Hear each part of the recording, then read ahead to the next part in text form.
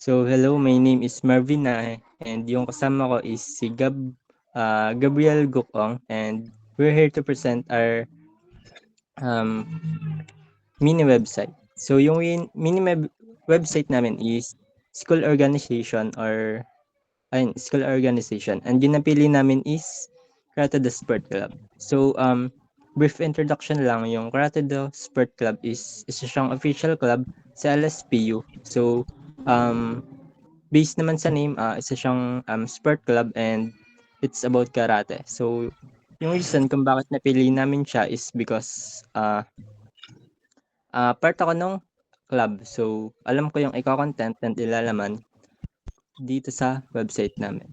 So dito sa website namin, meron po kaming 5 pages. Homepage, about page, blog page, basic page, and contact page.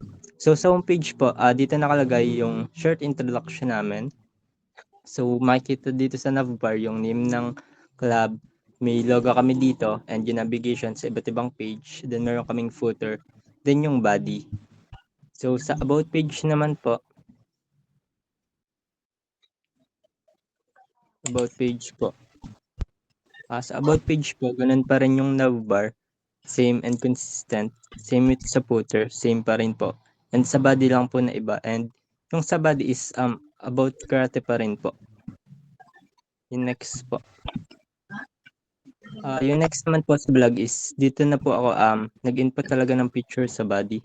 So dito sa body po mayroong yung mga past event namin or past tournament na sinalihan namin. So diyan po nakalagay. Next page po. So sa basics tulad lang din po ng sa about page, all about karate and yung mga meaning niya. So next page po. And sa contact naman po dito naman po nakalagay yung schedule namin and yung pwedeng maging contact or kung saan kami makakontak and yung training location sa mga interested na user na gusto mag-join sa club namin. So, ayun lang po yung laman ng mini website namin. Sa ano naman po tayo sa coding. So, pagdating naman sa tool na ginamit namin, gumamit lang kami ng VS Code para sa HTML. Then, gumamit kami ng web browser o yung Google Chrome para sa pagtetest ng mga previous pages. Then, sa HTML, gumamit kami ng navigation para manavigate yung bawat pages na nandito sa website. Then, gumamit kami ng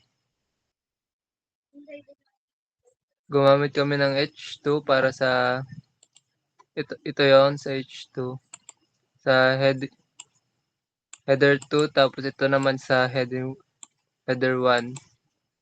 Then ito naman yung sa mga header 3. Then gumamit din kami ng UL or unordered list para sa nakabulit kapag itong nakabulit na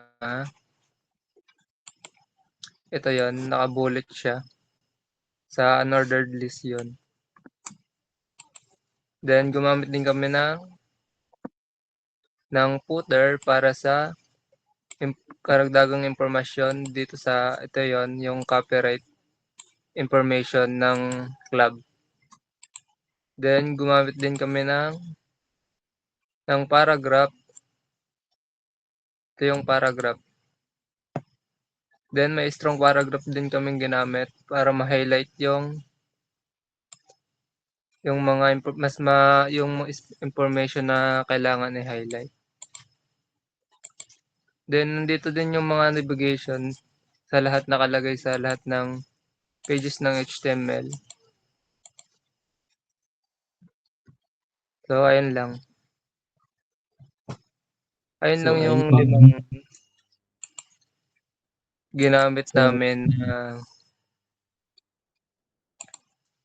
ano yan pre? so ayan. To conclude po, yung napili naming website is a organization club or school club So, again, yung reason namin kung bakit ayun yung napili namin is because it's parang ano siya, in form of invitation sa other student here sa LSPU. So, if na-publish siya and na-enhance yung website, so maaari siyang maging malaking potential para mag-recruit ng member. So, ayun yung isa sa main reason or objective kung bakit namin napili ito. And about naman sa mga challenges na nakaharap namin sa pagko-code dito is siguro yung designing lang. So, sa mga layouts, pagde-design, yung pagkakasunod-sunod, yung pag-organize. So, I think ayun lang naman yung pinaka-challenge since familiar na kami sa HTML and CSS. So, medyo time consuming lang yung challenge. So, ayun po, again, to conclude, Creative Sport Club yung napili namin and it's a school organization club or school club. Ayun lang po.